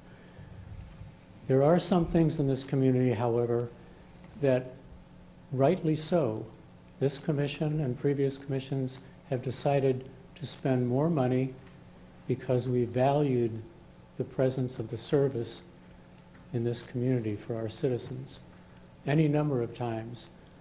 I mean, I can think of like our bus service. Our bus service doesn't make any money. We lose money by it, but we know it's the right thing to do. We contributed to building the community shelter, not because it was cost effective, but because it was the right thing to do. And it also locked us into spending in our budget every year some $200,000 more every year. So that's why this community is the blue bubble in the Red Sea. We live by our values. We also live by fiscal responsibility, but the values enter in there equally, if not more.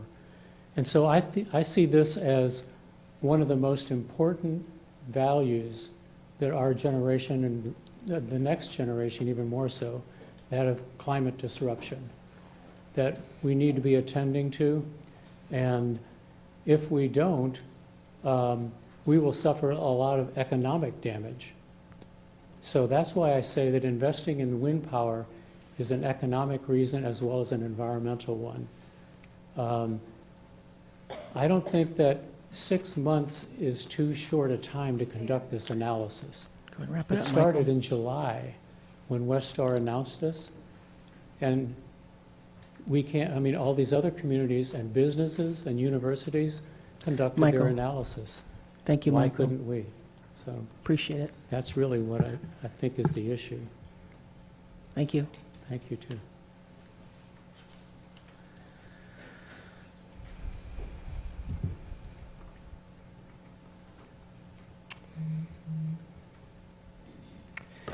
Good evening, Mayor. Good evening, Commissioners. My name is Travis Robinette. I live at 1402 West 22nd Street. First, I would like to clarify something in Brandon McGuire's memo to the Commission on this topic. Mr. Marcus's name nor any other names were ever brought up by myself in public comment, nor were they brought up or discussed at the Sustainability Advisory Board meetings in our discussions on this issue. The fact is, I don't know what happened. All I know is that staff had 4 months to bring this process into a public forum, and nothing happened until 3 months after the original deadline passed. And now it looks like it's too late because, as we've all heard, Westar has run out of wind energy to sell. And it happened several months after the initial offer was made. It's beyond belief that this wasn't a publicly vetted process. And in the timeline of the memo, it really shows to me that it wasn't a clear priority for staff. The original deadline given to the city by Westar was in October, and we're only now hearing about it in front of the commission today. My main point, plain and simple though, is that this is a policy decision, and it's a disservice to the commission of elected officials, as well as a disservice to the citizens of Lawrence that these discussions happen behind closed doors. And now when it comes to light, there's really very little to be done. And honestly, the city staff who are involved in this process should be ashamed of themselves.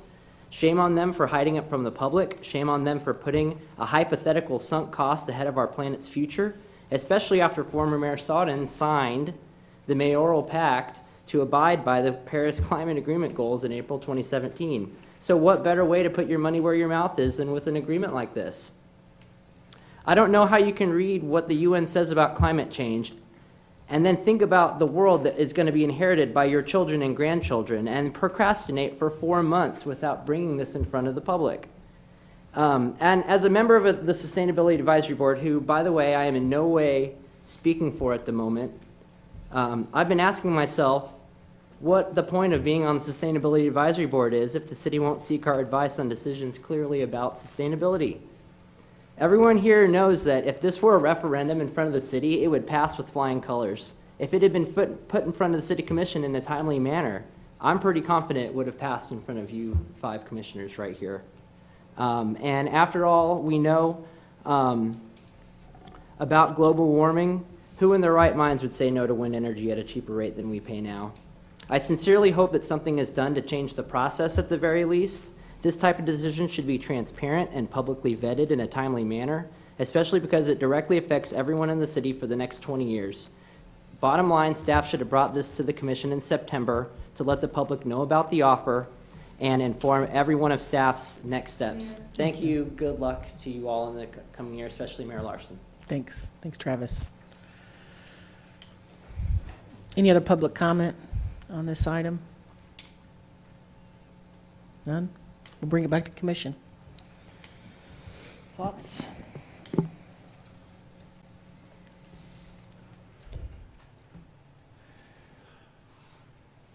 Well, I trust the advice given to us by city staff and their analysis. I do tend to want to echo Travis's comment that it is frustrating that the first time this is brought before us for conversation is several days after any action became an action that we couldn't take. I mean, it's essentially placed in our laps as too late, maybe next time. Okay. Yeah, I agree. I mean, I hear that this isn't happening, is no longer an option. I do wish that something like this would come before the commission, at least as an update or as information to publicly understand and ask questions around, or at least understand the intentions for addressing it or the decision-making process that's being used.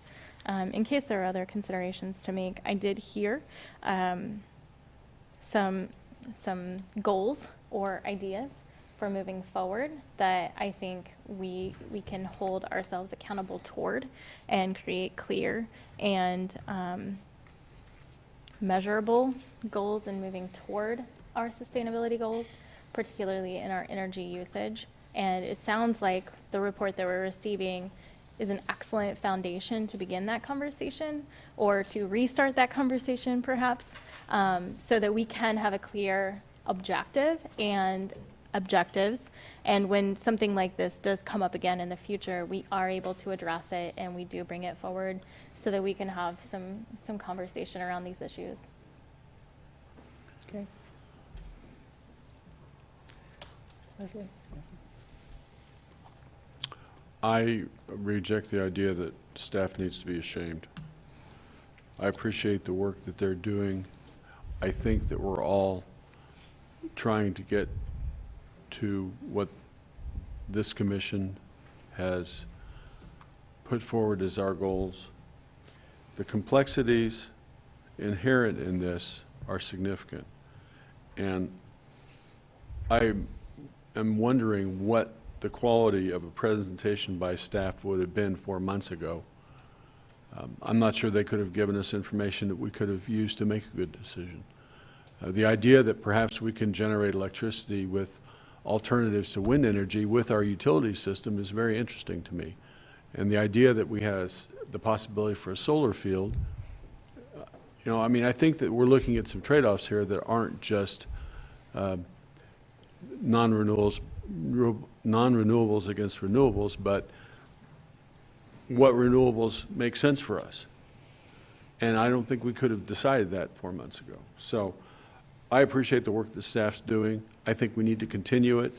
The next time the West Star comes out with a wind farm, I think we'll be in a better place to do it.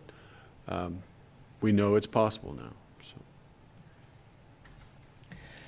Yeah, I think I would just echo what Commissioner Boley said. It would have been nice to know about this, but however, I don't think we would have had enough information to make an informed decision.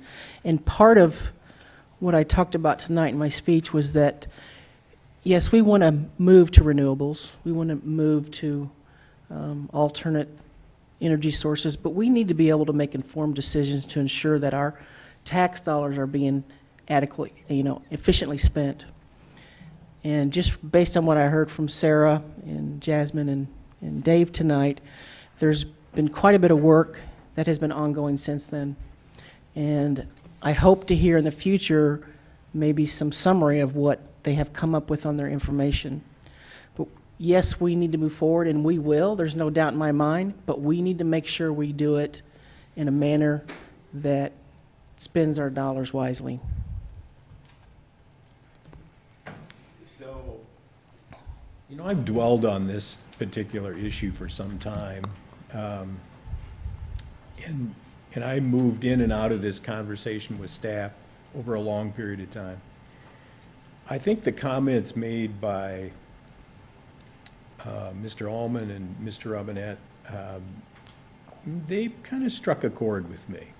And I think, you know, I appreciate the defense of staff, but the reality is this was also a communication issue. And in hindsight, I wished I would have put it on a manager report.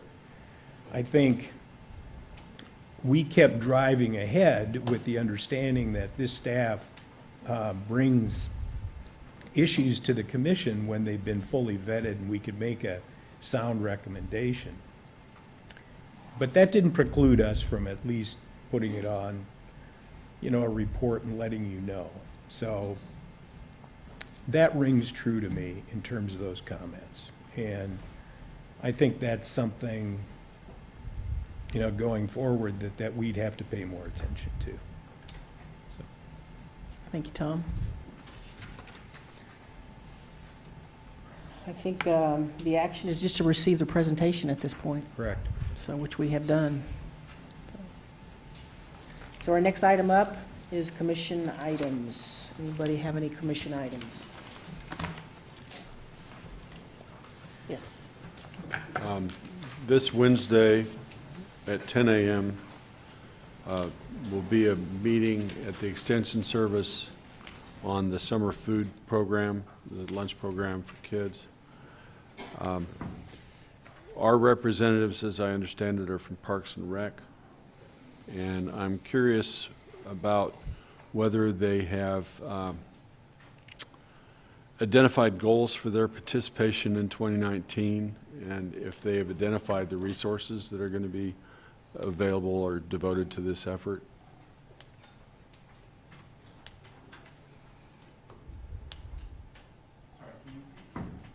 Repeat the question, is this? The summer food program. Oh, the summer. Has Parks and Rec identified goals for their participation in 2019? And have they identified what resources will be devoted to that effort? And you're talking about their participation in Park and Rec provided Right. programming?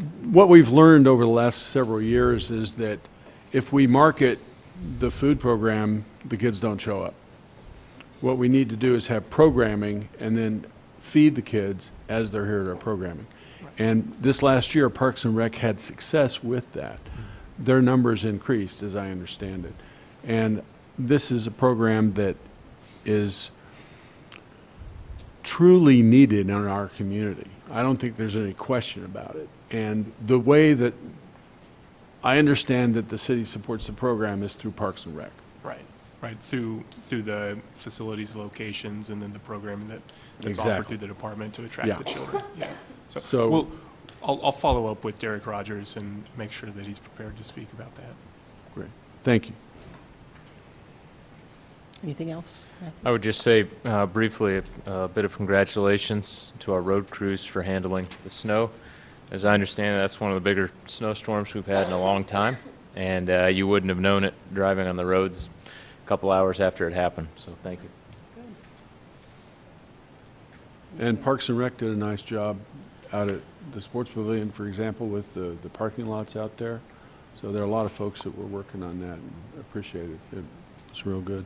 And we got some compliments too. I really appreciate it when the citizens let us know that we're doing a good job. I mean, I say us when our employees are doing a good job. So Yeah, it's nice to get emails that are nice and positive like that, that's for sure. Don't come too often. thanks. Thank you, Matthew, for pointing that out. You bet. I would like to bring up, and I don't know if this is the right time, the city commissioner boards and assignments. Do we want to go over that tonight? Just to get that. Maybe if we just have a list to go over next week. Yeah, do we have a list? Has that been circulated? Yeah, this is the, Okay, so Is that the one from April, though? yeah. do we have a, Because that's old. Bobby just gave this to me tonight. Because I'm not on EDC anymore. You're not? No. okay. Could we get an updated list and have it sent Yeah, out we to need an us? updated Okay. list. So that we can, There we go. All right, we'll do that. I'm on a bell curve of commissioner duties and then down here. So the next time we'll be able to talk about this is the first meeting of February. Okay, that'll work. Okay. Any other commissioner items? Commission items? Nope. Okay, city manager's report. You know, I appreciate the comments about the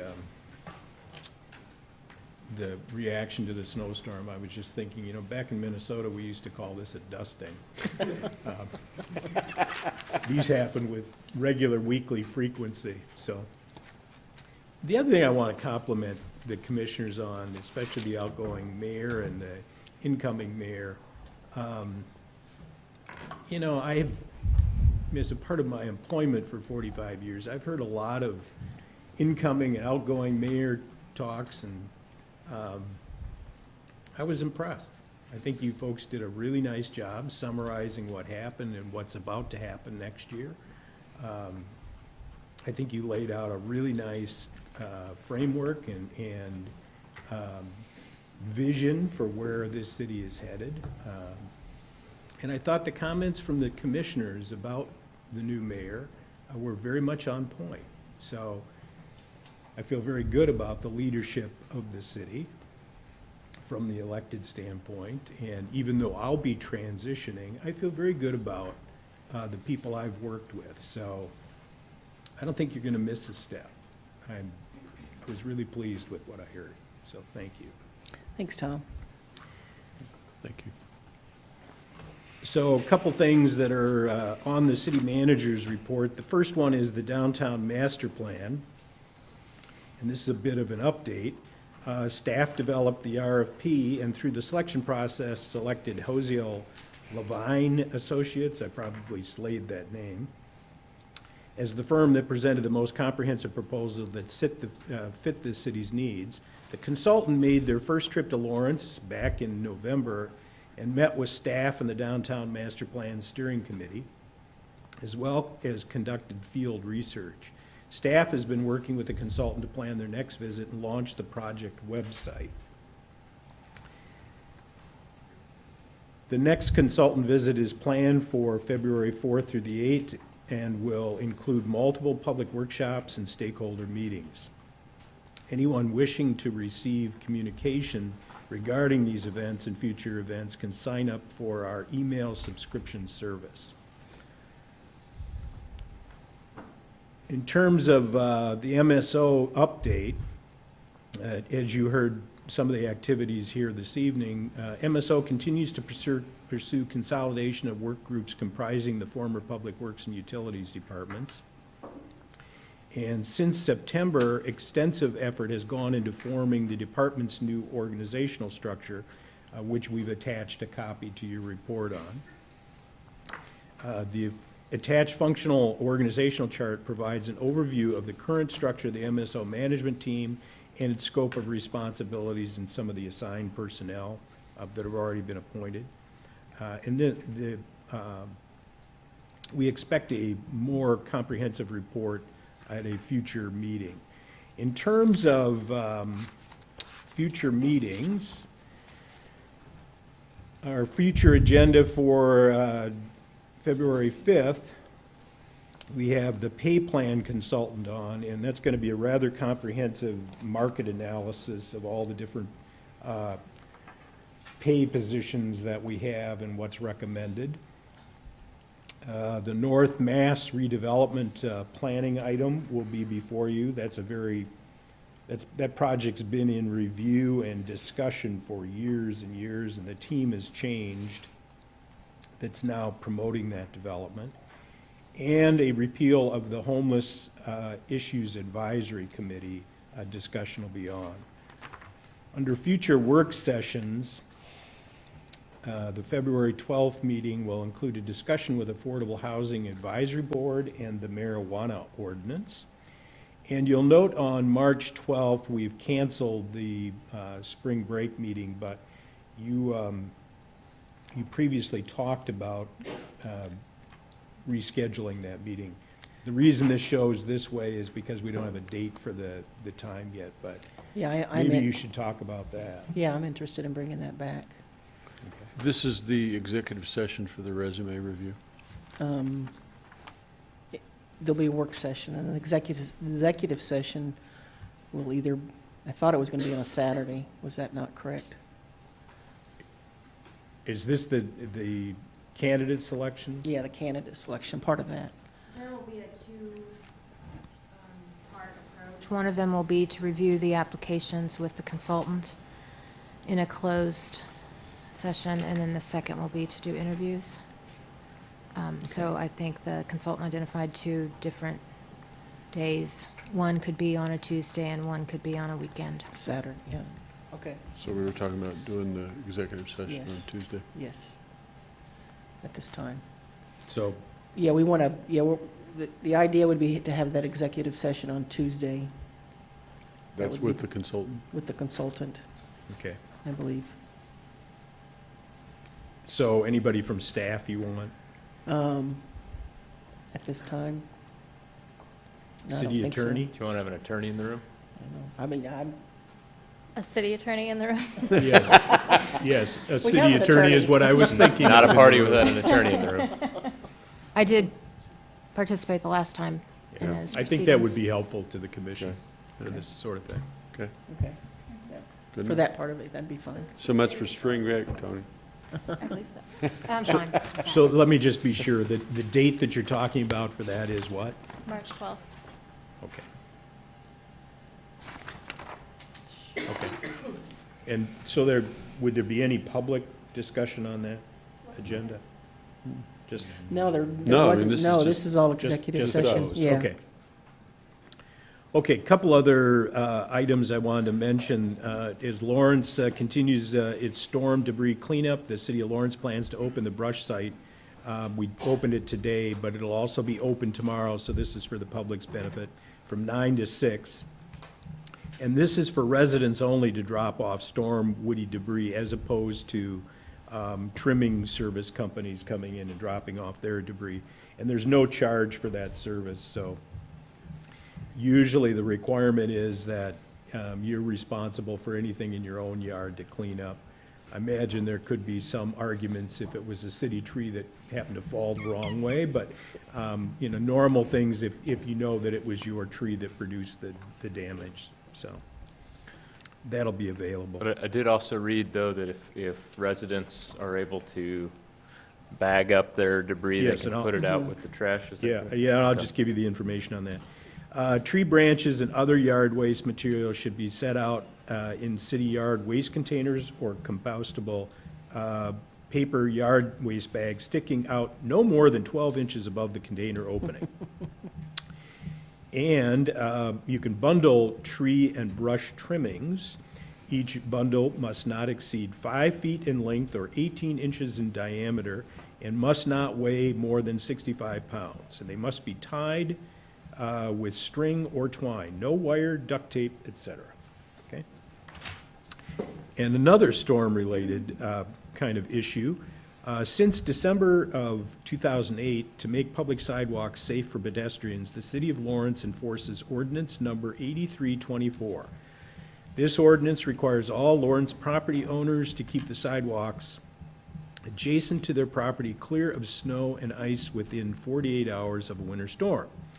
Removal must be done within 48 hours after the ice forms or the snowfall ends. In the event that removal of ice is impossible, the property owner is required to place sand on the sidewalk within 48 hours.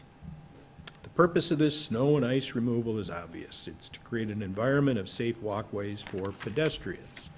The ordinance applies to all public sidewalks in the city and is primarily handled on a complaint basis, not staff initiated code violations.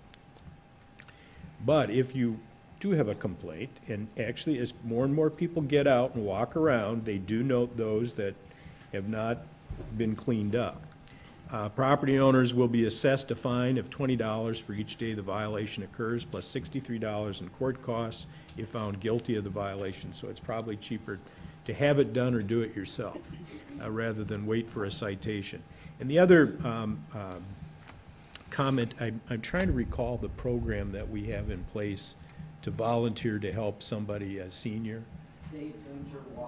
Save Winter Walkways, and we have that on our website where you can sign up to volunteer to help a neighbor clean their walk. So, as Mike Amix would typically say, if you know somebody that really struggles with being able to keep their walk clear and maybe has some financial concerns in that regard, and you're an able-bodied person, go out and help them. Thank you. That's all I had. Okay. I had a couple. So March 12th, what time? I don't think Our we have- regular I don't think time? we, I don't think we Reg- have. be I would regular imagine time. that- 5:45. Okay. And then another thing, the MSO update, the org chart, I was looking at it and I saw that there's kind of 8 top officials, you might say, and so far only one of them is a woman, so I want to make sure we're really cognizant of who we're promoting and making sure that we're promoting competent diversity. Thank you for those comments. I had just one thing. I wanted to go back up to the work sessions. And I meant to bring up that I'd like to start with the master plan reviews coming down the road, and I'd like to start with the stormwater as soon as possible. I realize that February is going to be pretty busy because we've got 2 large items, pretty good size items on there.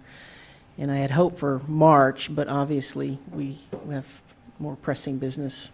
So as soon as we can get it on, I would appreciate it. Okay. We'll try and plug them in. We Thanks. talked about that at the executive staff team, so. Thank you. Anything else? I guess I could. Offer public comment on Oh, the city public manager. comment on the city manager's report. Anybody? Come on, Mom. KT, where's KT when Yeah. you need her? So no public comment. Go to the meeting or meetings.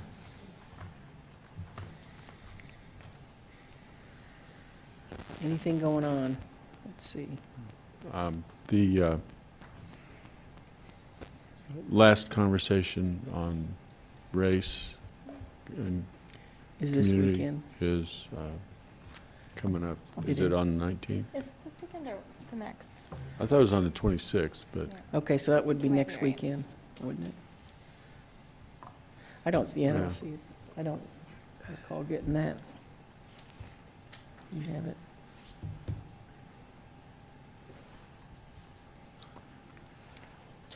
The 26th, so we'll At want to 10 have a.m. that.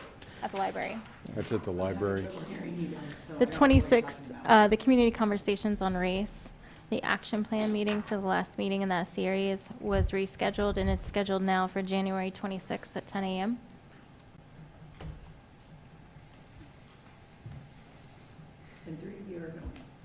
Yes. I'm hoping to. Yeah, I'll be going. That's my goal. My intent. Any other meetings, things we need to add to the calendar? Anything? What about the chamber dinner? The chamber dinner, that's, oh It's yeah, on there. that's the 25th. That's on Friday. I'll be Okay, going to that's that. it, yeah. Mhm. It's on there. Okay. Anything else? All right. I'd move we adjourn. Second. All in favor? Aye. Aye. Unanimous, aye.